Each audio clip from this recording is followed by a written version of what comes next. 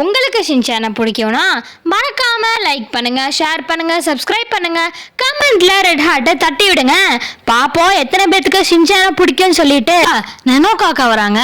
நானோ காக்காவும் என்ன ஷின்சான் இன்னைக்கு சோகமா இருக்க மாதிரி இருக்கு அப்படின்னு சொல்லி கேட்பாங்க. அதுக்கு நம்ம தலைவனும் கெத்தா, எனக்கா சோகமா சான்ஸே இல்ல, நான் எப்போதுமே வேகமா தான் இருப்பேன்னு சொல்றான். நம்ம நானோ காக்காவும் உனக்கு ஒரு ப்ரெசன்ட் கொண்டு வந்திருக்கேன்னு சொல்லிட்டு ஒரு அச்சுமுறுக்கா காட்டுறாங்க. நம்ம தலைவனும் ரொம்ப குஷியாயிட்டாங்க. அதுக்கப்புறம் இன்னொரு இமேஜினேஷன் போறான். அங்க நானோ காக்கா கூட சாப்பிட்டுட்டு இருக்கும் போது டக்குன்னு பல்லு விழுந்துருமாமா. எப்படி இருக்கும்?